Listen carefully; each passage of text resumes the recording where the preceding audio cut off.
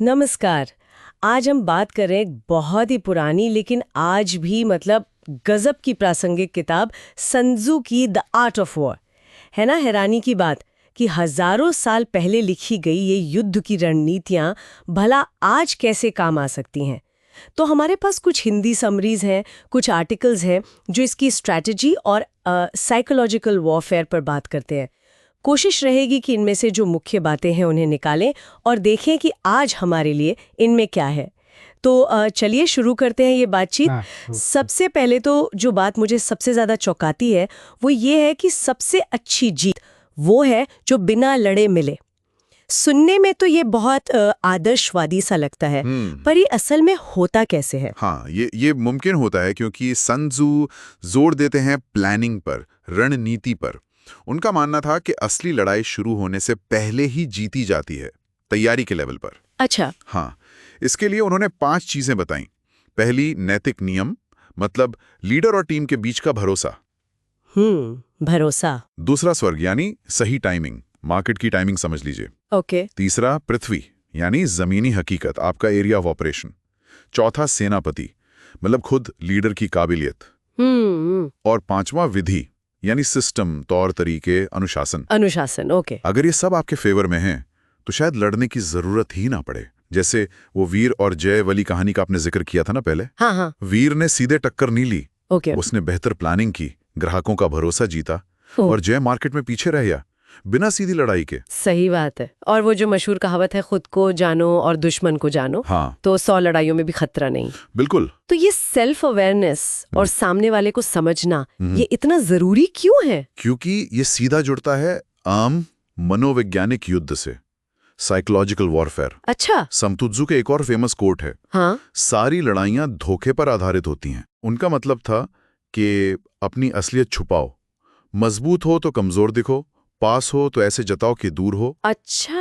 अफवाहें फैलाना, दुश्मन के मन में शक पैदा करना, ये सब उसके हौसले तोड़ने के तरीके थे। जैसे कौटिल्य ने भी बताया था शायद। हाँ, कुछ वैसी बातें कौटिल्य या मैकियावेली ने भी कहीं।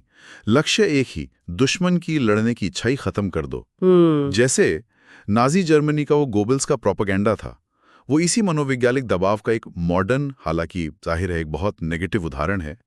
और देखिए, हम यहाँ सिर्फ ऐतिहासिक रणनीति और विचारों का एक तरह से विश्लेषण कर रहे हैं, कोई समर्थन नहीं कर रहे हैं। हाँ, ये समझना जरूरी है, ये सिर्फ एक विश्लेषण है। तो ये दिमागी खेल ज्यादा है, ताकत से भी ज्यादा। बिल्कुल। अच्छा, तो फिर एक और चीज, लचीलापन, मतलब सिचुएशन के हिसाब से अपनी स्ट्रैटेजी बदलना, ये कितना अहम है? बहुत ज्यादा।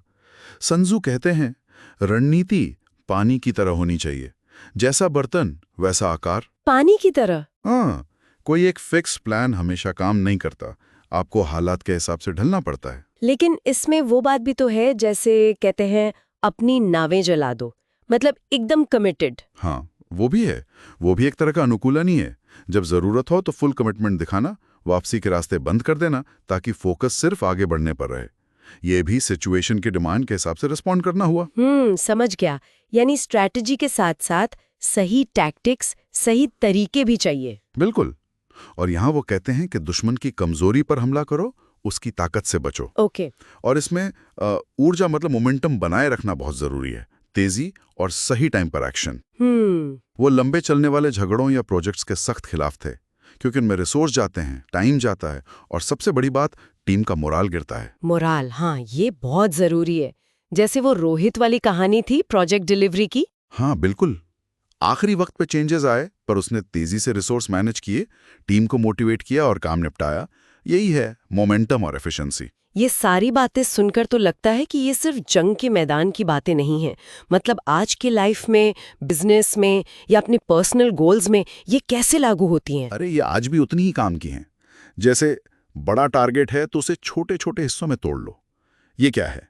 ये वही लंबे संघर्ष से बचने और मोमेंटम बनाए रखने वाली बात है। हाँ, सही है। किसी भी चैलेंज से पहले तैयारी करना, प्रैक्टिस करना, ये खुद को जानने का हिस्सा हुआ।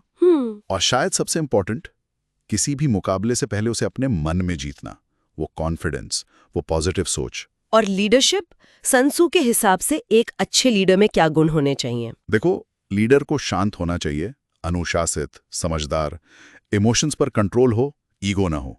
ओके। टीम का ख्याल रखे पर मिशन पर फोकस रहे। उन्होंने 5 खतरनाक कमियां भी बताई जिनसे बचना चाहिए। अच्छा, क्या है वो? लापरवाही, कायरता, गुस्सा, बहुत ज्यादा इज्जत की परवाह और अपनी टीम की बहुत ज्यादा चिंता, मतलब इतना ज्यादा कि मिशन ही पीछे छूट जाए। बैलेंस जरूरी है। संतुलन। तो कुल मिलाकर हमने देखा कि कैसे स्ट्रैटेजी ताकत से ज्यादा जरूरी है, खुद को और सिचुएशन को समझना कितना अहम है, फ्लेक्सिबिलिटी चाहिए, और ये साइकोलॉजिकल पहलू आज भी कितना मायने रखता है। हाँ, बिल्कुल। और अंत में बस एक सोचने वाली बात छोड़ जाता हूँ।